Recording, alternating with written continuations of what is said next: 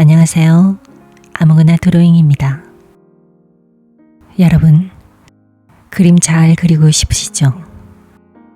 저도 그런 때가 있었습니다. 너무너무 그림을 잘 그리고 싶었던 때가 있었는데요. 그때는 잘 그린 그림들을 보기만 해도 마치 나도 저렇게 잘 그릴 수 있을 것 같은 환상을 품기도 했습니다. 실제로 따라서 그려보면 절망적인 결과를 철회하곤 했는데요. 이상과 현실의 심한 갭 차이를 실감하는 순간이었죠. 성장을 위한 필연적 경험이기도 했고요. 그런데요, 이렇게 잘 그린 그림을 보기만 해도 배우는 것이 있다는 걸 아시나요? 보는 눈이 높아지고 목표와 바라는 꿈이 향상이 되는데요. 당장은 내가 그 실력에 미치지 못하지만 이상적 꿈을 높이 바라봄으로써 더 노력하게 되고 발전을 할 수가 있게 되는 것입니다. 마치 우물한 개구리가 우물 밖으로 나와 새로운 세상을 맞이하게 되면서 더 큰 꿈을 꿀 수 있게 되는 것처럼 말이죠.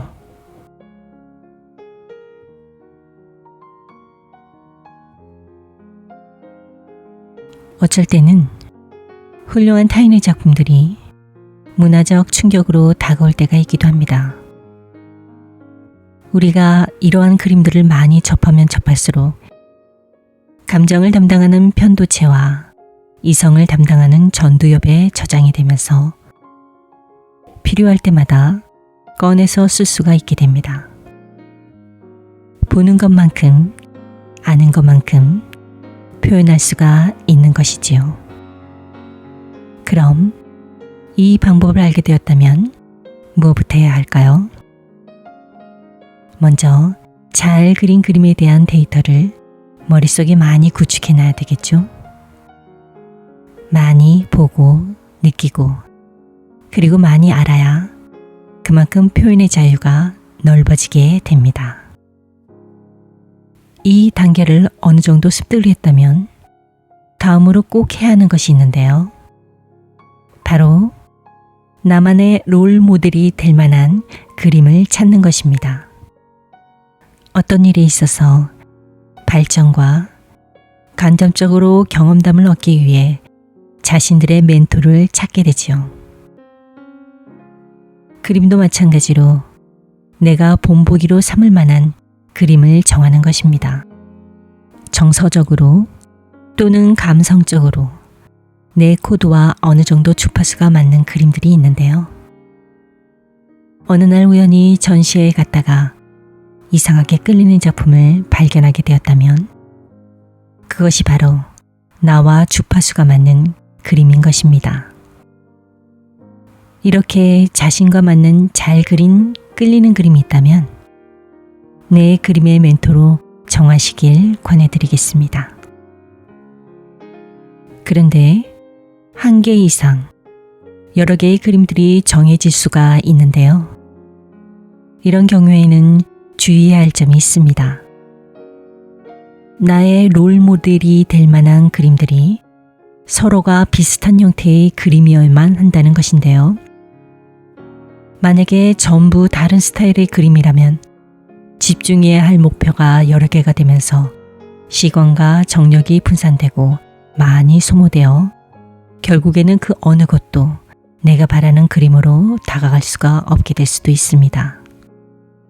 그리고 저는 작품을 화면으로 보는 것보다는 실제로 보고 관찰하는 것을 권해드리고 싶은데요.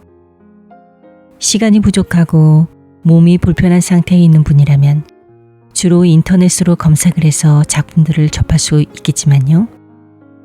웬만하면 직접 그림을 보고 느끼는 것을 추천해드리고 싶습니다.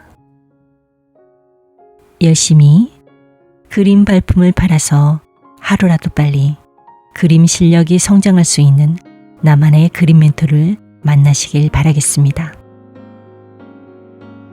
예전에 일본 여행에서 르네상스 시대 작품을 관람한 적이 있었는데요. 작품을 따라 그릴 수 있게끔 입구에서 연필과 종이를 나누어 주더라고요. 사진 촬영이 금지되어 있어서 그러기도 했지만요.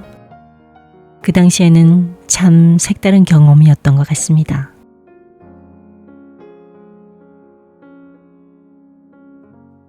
여러분, 보는 눈이 높아야 내 그림 실력도 높아질 수가 있습니다.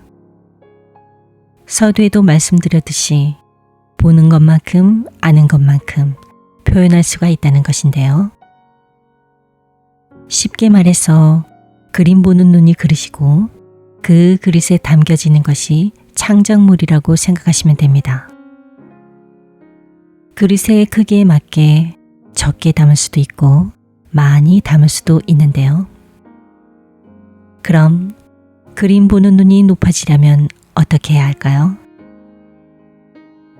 지금까지 쭉 말씀드린 내용들이 바로 그 해답입니다. 잘 그린 그림들을 많이 보기만 해도 그림 실력이 빨리 성장할 수 있는 지름길을 찾으신 것입니다. 반대로 내 그림 실력에 따라서 보는 눈이 높아지기도 하는데요. 초등학교 시절 그린 그림을 우연히 방구석 어딘가에서 발견했을 때 우리는 무슨 생각이 들까요? 그림 정말 못 그렸네 라고 할지도 모르겠습니다. 그때는 그림 보는 눈이 그만큼이었기 때문입니다. 그런데요, 어른이 돼서도 마찬가지로 이런 상황을 맞이하게 되는 경우가 있는데요. 꾸준히 그림을 그려오셨다면 10년 전, 5년 전, 그리고 지금의 그림을 보면 많은 차이가 있죠. 1년 전과 지금을 비교해봐도 확 달라 보일 것입니다. 그때는 이것이 최선이었고 잘 그린 그림이라고 생각했던 것이 지금은 민망할 정도로 못 그려 보이지 않으신가요? 이렇게 느끼셨다면 그림 실력이 많이 성장했다는 것을 알려주는 신호일 것입니다.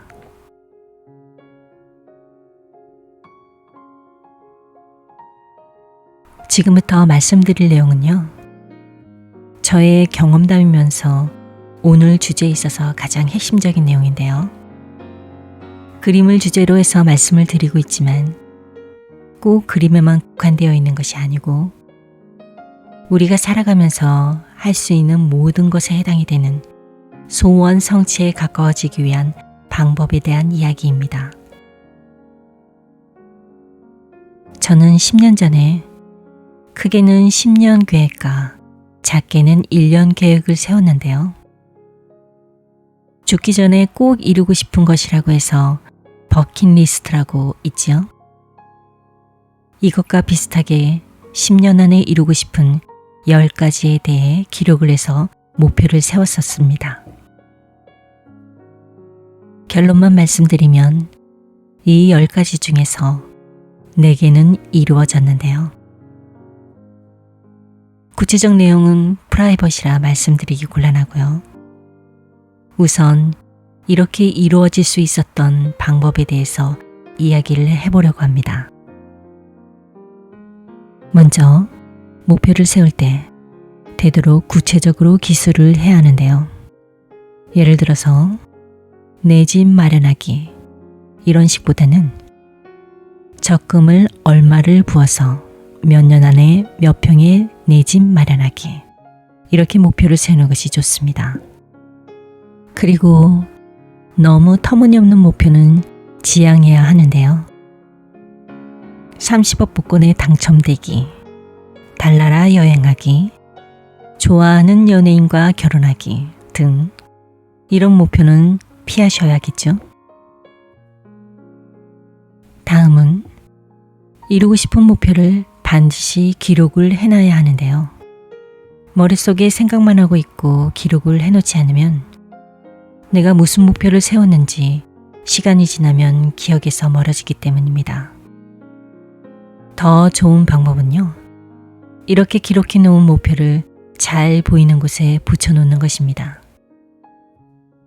기록을 할 때는 당연히 구체적으로 기술을 해야 되겠죠.